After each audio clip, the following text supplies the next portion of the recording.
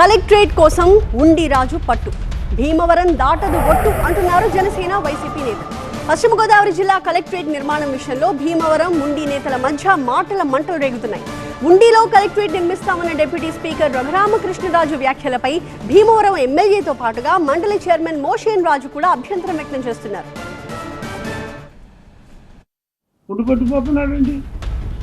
చాలా మంది మాట్లాడుతున్నారు, ఉండిపట్టుకోవటం ఏంటి? ఎక్కడ పట్టుకెళ్ళిపోతాం?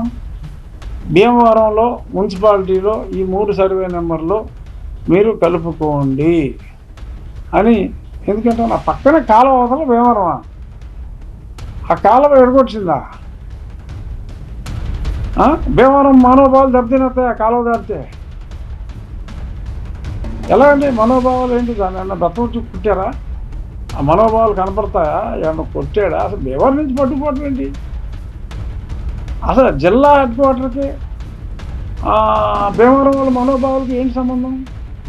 పశ్చిమ గోదావరి జిల్లా కలెక్టరేట్ భవన సముదాయాన్ని నిర్మించేందుకు భీమవరంలో సరిపడా స్థలం లేదన్న అసెంబ్లీ డిప్యూటీ స్పీకర్ రఘురామకృష్ణరాజు వ్యాఖ్యలపై మండిపడుతున్నారు భీమవరం నేతలు. ఉండిలో కలెక్టరేట్ భవనం కడితే నష్టమేమీ లేదన్న రఘురామకృష్ణరాజు వ్యాఖ్యలను భీమవరం నేతలు పార్టీలకు అతీతంగా తప్పుపడుతున్నారు.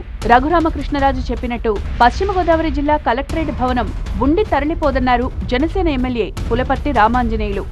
కలెక్టరేట్ కార్యాలయం భీమవరం పరిధి దాటి బయటకు వెళ్లదని హామీ ఇచ్చారు. కలెక్టర్ కార్యాలయం అనేది జిల్లా హెడ్ క్వార్టర్స్లోనే ఉంటుంది.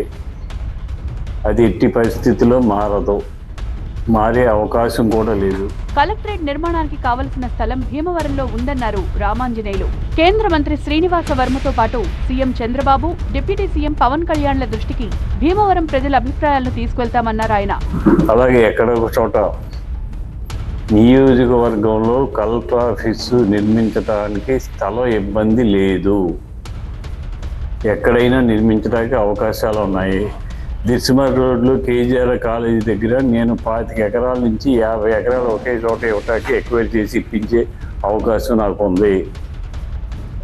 అందుచేత మీరెవ్వరూ కూడా ఆందోళన చెందవలసిన పని లేదు.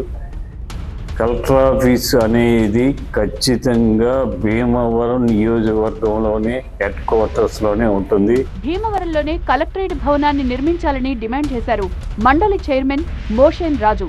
కలెక్టరేట్ విషయంలో రఘురామకృష్ణరాజు చెప్పినవన్నీ అబద్ధాలే అన్నారాయన.